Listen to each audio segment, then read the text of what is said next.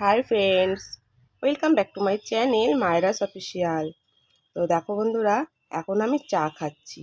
আর তোমরা ভাবছো চায়ের কালারটা কেন এই রকম, তাই তো? আসলে কি হয়েছে বলো তো, ঘরে তালপাটালি ছিল, তো সেই জন্য আজকে তালপাটালি দিয়ে চাটা বানিয়ে নিয়েছি। চাটা দেখতে এরকম হয়েছে, কিন্তু খেতে কিন্তু ভীষণ ভালো হয়েছে। আর দেখো, এখন আমি একা একাই চা খাচ্ছি। কারণ কি বলো তো, তোমাদের দাদা সকাল সকাল কাজে চলে গেছে আর মায়েরা গেছে পড়তে, তো সেই জন্য এখন আমি চাটা একাই খাচ্ছি। তো এখন বাজে সকাল 9টা, কিন্তু আমি উঠেছি অনেকক্ষণ। সংসারে সমস্ত কিছু কাজকর্ম সেরে তারপর আমি চা খেতে চলে এসেছি, কিন্তু সেইগুলো তোমাদের সঙ্গে আর শেয়ার করা হয়নি। কিন্তু এখন আমি চাটা খাচ্ছি, তো এখন থেকেই আমি আমার ভিডিওটা শুরু করছি। আর দেখো, চাটা দেখতে এরকম হলেও খেতে কিন্তু বেশ ভালো হয়েছে। তালপাটালির একটা সুন্দর গন্ধ আছে। তাহলে চলো বন্ধুরা, আমি ভিডিওটা এখন থেকে শুরু করলাম। তোমরা ভিডিওটা দেখতে থাকো, আশা করছি তোমাদের ভালো লাগবে। তো প্লিজ তোমরা ভিডিওটা কেউ স্কিপ করো না, তোমরা পুরো ভিডিওটা আমার দেখতে থাকো। তাহলে চলো। তো দেখো বন্ধুরা, এখন আমি চা খেয়ে স্নান করে চলে আসলাম পুজো করতে। আজকে যেহেতু বৃহস্পতিবার, তো সেই জন্য আজকে সকাল সকাল পুজোটা সেরে নিচ্ছি। আর দেখবে বন্ধুরা, পুজোটা হয়ে গেলে না মনটা বেশ ভালো লাগে। তো সেই জন্য পুজোটা করে নিলাম। তো তারপর চলে আসলাম রান্না করতে।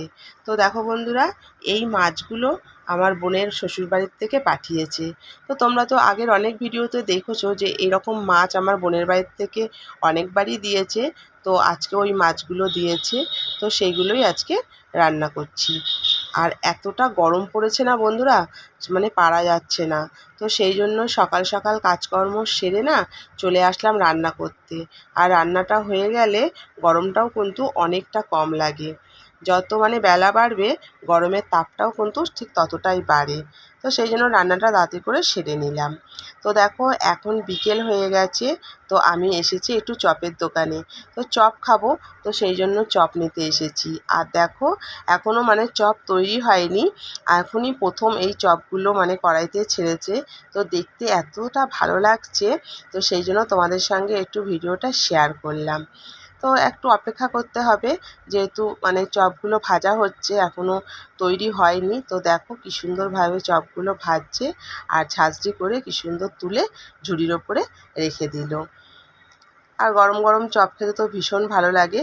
তো সেই জন্য একটু ওয়েট করছি, আর ভাবলাম ভিডিওটাও তোমাদের সঙ্গে একটু শেয়ার করি। তারপর দেখো, এখন সন্ধ্যা হয়ে গেছে। তো এখন দেখো মায়েরা আমাকে মানে রাতের রান্নার জন্য এখানেও আলুটা কেটে দিচ্ছে। তো ও আজকের আলুগুলো আমাকে কেটে দিচ্ছে, যেহেতু আজকের আলু ভাজা করব। আর এই গরমের মধ্যে বেচারা আমাকে অনেকটাই হেল্প করছে। তো দেখো, আলু কাটার পদ্ধতিটা, ও প্রথমে আলুর ছোকলাগুলোকে ছাড়িয়ে নিচ্ছে, তারপর আলুগুলোকে মানে কাটবে। তো আজকে রাতেরবেলায় আলু ভাজা করব। আর এদিকে দেখো, আমি এখানে রুটি করছি। ও এদিকে আলুটা কাটছে, আর এদিকে আমি রুটিটা করে নিচ্ছি। তোমাদেরকে তো বললাম বন্ধুরা, রাতেরবেলায় রুটি আর আলু ভাজা করব। তো সেই জন্য এখানে রুটিগুলোকে করে নিচ্ছি। আর দেখো, একটা দুটো করে প্রথমে বেলে নিয়েছিলাম। আর একবারে না মানে বেলা আর ছ্যাঁকা একসাথে করতে গেলে রুটি না খুব অসুবিধা হয়। সেই জন্য কটা রুটি বেলে নিয়ে ছেঁকলে তো রুটিটা করতে সুবিধা হয়।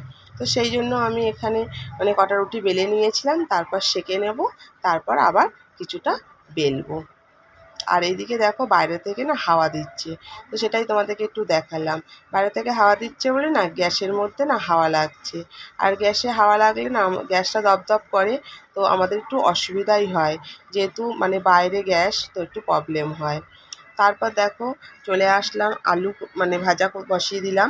আর তোমরা তো দেখলে যে মায়েরা হচ্ছে আলুগুলোকে কেটে দিল, আর আমি এখানে সুন্দর করে আলুগুলো ভাজা করে নিলাম। আর আজকে তো তোমাদের বলেই দিলাম আলু ভাজা রুটি খাবো। তাহলে চলো বন্ধুরা, আজকের মতন ভিডিওটা এখানেই শেষ করছি। যদি আমার ভিডিওটা ভালো লাগে, তাহলে অবশ্যই লাইক, কমেন্ট আর শেয়ার করো। আর আমার চ্যানেলটিকে প্লিজ সাবস্ক্রাইব করে দিও। টাটা।